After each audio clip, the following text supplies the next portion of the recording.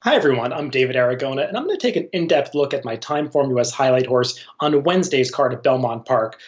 It's in the sixth race. This is a turf sprint for New York breds and allowance non-winners of one, going 6 furlongs on the inner turf course. And we'll start by taking a look at the entire field of the Timeform US preview screen. And the likely favorite in this race is going to be the number 4 Crack Shot. He's coming out of a maiden win, but this is a pretty competitive field with a number of others who have run well at this level previously.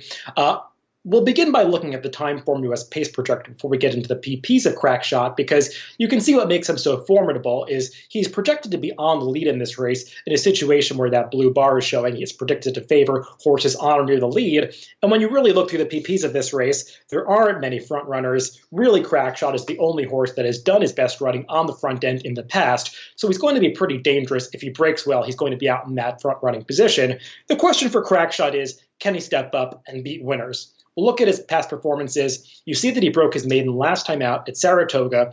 He just did so by a head, but he did so over a pretty good filly in Lead Guitar.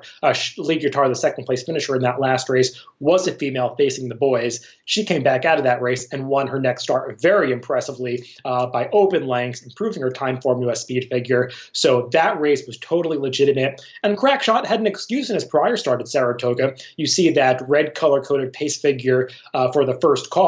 He just got kind of cooked in a fast pace, and that also has proven to be a very live race, as the winner of that race, Call Me Harry, came back and impressively beat winners, improving his Timeform US speed figure by 10 points. In addition to that, 3 other horses out of that race also came back to win. So this is a pretty horse with some. This is a horse with some decent credentials. Those races, they certainly stack up well from a quality perspective against this allowance field. I think he's very dangerous. The only drawback is Jeremiah Engelhardt, his trainer, does not have great numbers coming off maiden wins in turf races, and I just don't want to take a horse at a very short price that is going to be facing winners for the first time, although I do acknowledge he is very much the horse to beat in this race.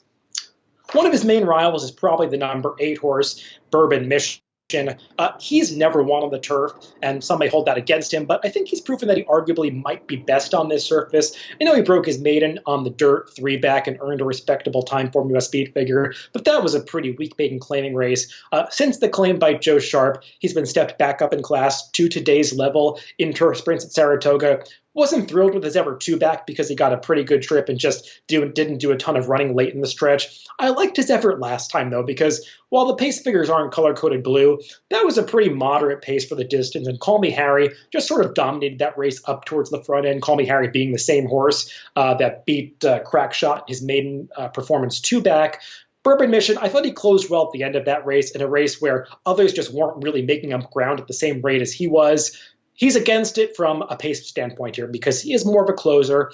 If Irad Ortiz can get him a little bit closer to the pace, into a stalking position in behind Crackshot, perhaps he's the major threat, but he does have to improve, and I think Crackshot is probably a more likely winner than him. If I'm going to take a shot against Crackshot, I'm going to do it with the number 1 Rickon. This is a horse who's only had one prior start on the turf. That was 2-back at Aqueduct, and I don't think it was quite as bad as it seems, because this is a horse that they had wanted to get on turf once previously. He was entered for turf and rained off in his second start. He actually won that day, and that propelled them into a dirt campaign subsequently. But they finally got him back on the turf on April 12th, and I want to take a look at the replay of that race because, though it's not noted in the chart, Rickon is actually off slowly. You see the number 7 horse there towards the back of the pack. He broke a length behind the field, is about 3 lengths behind after just a few strides. We'll pick it up on the back stretch here, and you see he gets back up in position, saving ground here. We'll round the far turn, and as they come to the top of the stretch, you're going to notice he briefly has to pause just as he's beginning to gather momentum under Eric Consell. They're trying to make a bit of a move with him here, and the field just gets really compact and bunched up, and right here he just has to briefly tap on the brakes. Mystical Song, today's rival, actually gets the jump on him as he loops the field. Rickon briefly had to wait there and come outside of that foe.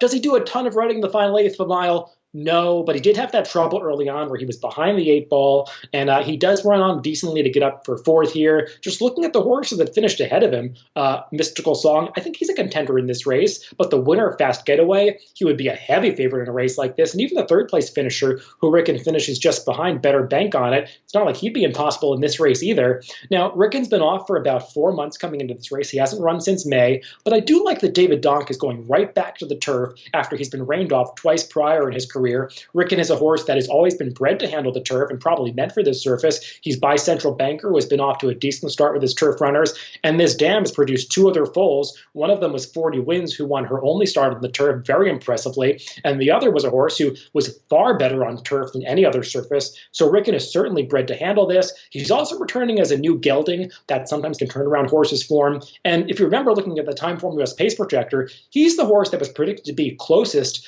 to Crackshot in the early going because Rickon had shown some tactical speed in his prior starts. He does not have to come from as far back as he did in that turf replay where he blew the start. So I think he could get a good stalking ground-saving trip. And if he's anything close to his 12-1 morning line or anything near double-digit odds, I think he's going to offer plenty of value in this race. So I'm taking a shot with Rickon as my Time Form US highlight horse on Wednesday at Belmont Park.